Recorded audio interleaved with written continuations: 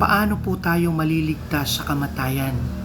Sa mga lindol, malawak na baha at pagputok ng bulkang mayon, mayroon po bang paraan? Ayan, mapagpalang araw po sa inyong lahat, mga kapatid, mga kababayan ko. Alam nyo po, noon sa panahon ni Eva at Adan, wala pong kasalanan, wala pong kamatayan.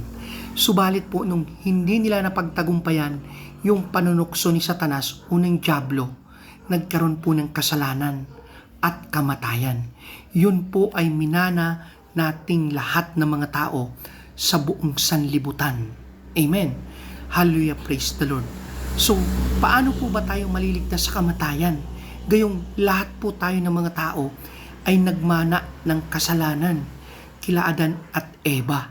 Mga kapatid, mga kababayan ko, mayroon po bang paraan para tayo maligtas sa kamatayan, sa pagputok ng bulkang mayon, sa pagkaanod sa malawak na baha, sa pagkadagan sa tipak ng bato dahil sa lindol?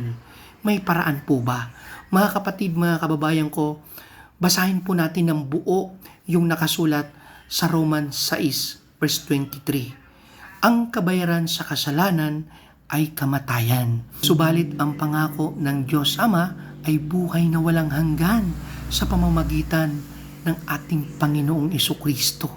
Amen po mga kapatid. Hallelujah, praise the Lord. May paraan po pala para tayo ay maligtas sa kamatayan.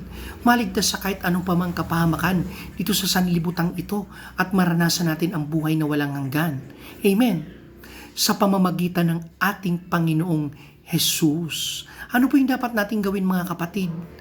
Tanggapin natin, i-accept natin si Jesus Christ sa buhay po natin bilang nag-iisang tagapagligtas. Sabi po sa Juan 14 verse 6, sa Tagalog sinabi ni Jesus, "Ako ang daan, katotohanan at buhay.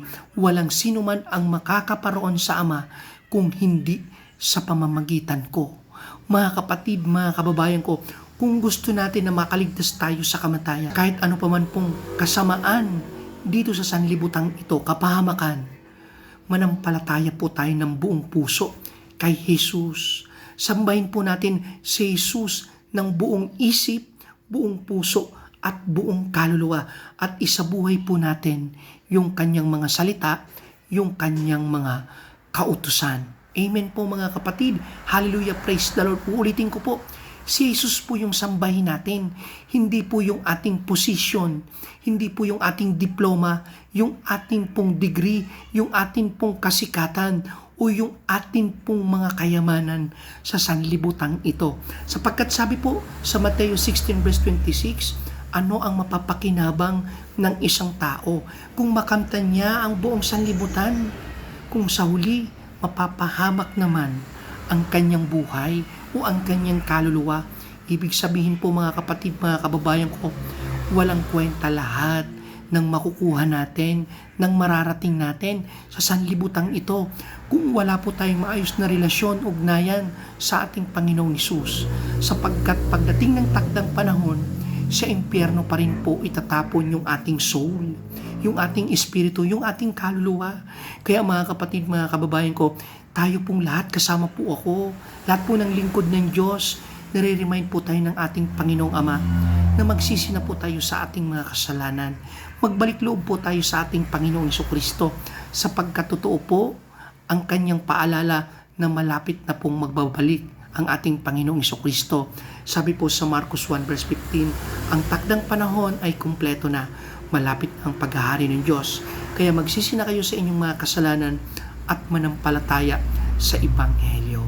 Mga kapatid, mga kababayan, kung gusto po natin na tayo po ay maligtas sa lawa ng apoy sa impyerno, sambahin po natin si Jesus ng buong isip, buong puso at kaluluwa kung gusto po natin maranasan ang buhay na walang hanggan sa kaharian ng Diyos. Amen po mga kapatid. Hallelujah, praise the Lord. Nawa sumayin niyo ang Panginoon at ang kapayapaan.